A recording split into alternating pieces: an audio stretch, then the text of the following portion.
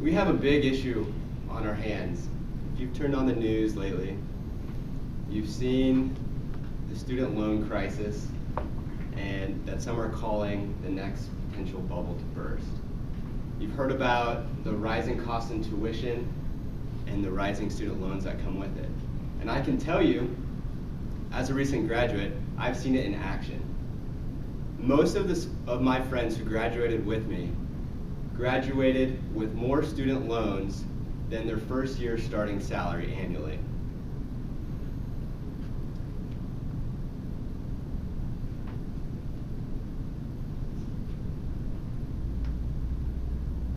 And these people, I can tell you one thing. The number one reason why their student loans are so high are from terrible decisions. So when your child, let's call her little Susie, comes up to you and tells you that she wants to go to college, please realize that she is about to make some terrible decisions, and there is some essential parenting advice that you can give her that will save her thousands of dollars. And she might not like it now, but she will thank you for years to come.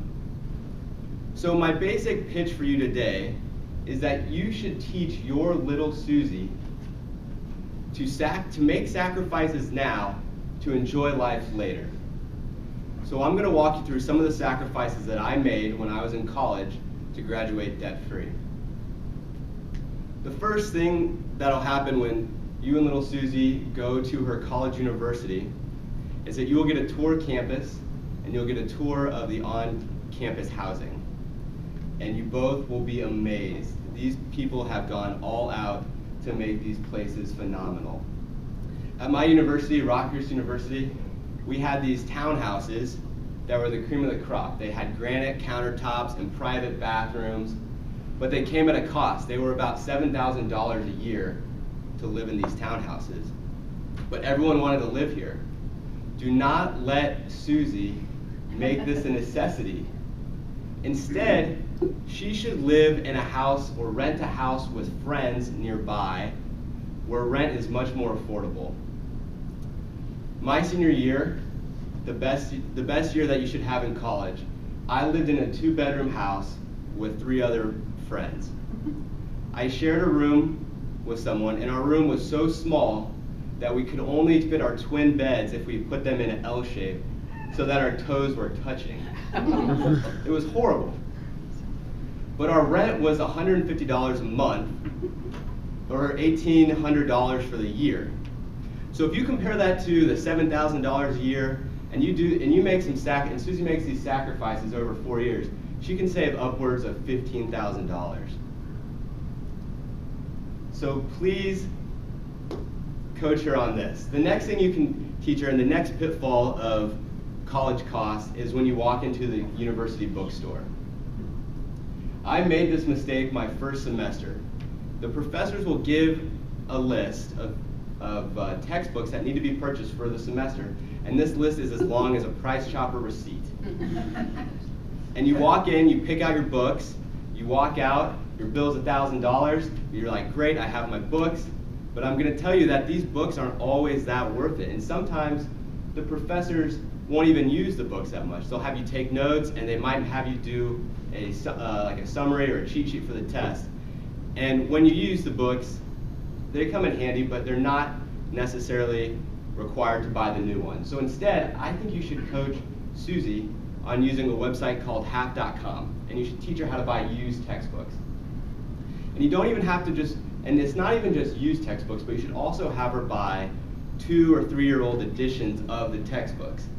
Because you'll find out, or she'll find out, that the information in the 2-year-old textbook is relatively the same as the brand new textbook, but the cost is amazing. The difference in cost is amazing. You can buy a 2-year-old textbook for $25 versus a new textbook that could cost $200. And you can also sell these used books back online on half.com and make your money back. So her goal for textbooks should be $1,000 total cost for textbooks. Forget the $7,000 or $8,000 that most people are spending on new textbooks. Let's save some money here.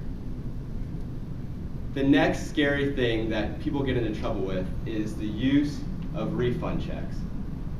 And the basis of refund checks is that when you and Susie go in to file your financial aid, you can actually apply for more loans than the total cost of tuition is. And what happens is the university will then write Susie a check that she can use for living expenses and whatnot. And a lot of times this is okay, people need to do this. But I've seen people use these refund checks for some ridiculous expenses. I've seen them used for spring break trips. I've seen them used for shopping trips on the plaza. So people are using this loan money to live and buy things now, and they're gonna have this large sum of money that they're gonna have to pay back. And Susie sees other students doing it, so it seems okay. But as a parent, you have to coach her and just realize that these are out here and that they can be taken advantage of. So at this point, you're probably saying, okay, great, Joey. You've told us how to save some money for our family in the terms of college. And you might have saved us $20,000, you could maybe save us $30,000, but there's still expenses that need to be paid for. And so here is my final tip that you should really encourage Susie to do. You should encourage Susie to work almost full-time while in college. It may sound ridiculous, and you may want to think that Susie is spending a lot of time in school, taking classes, working hard, but let me tell you, most college students take about 15 hours of schoolwork a semester, and if they add some homework, it might be 25 hours a week that they're actually working. There's a lot of free time for Netflix and for taking naps and all these other things, and so have Susie work outside of school, and she will not only save money on her loans, but she will also be more employable when she graduates.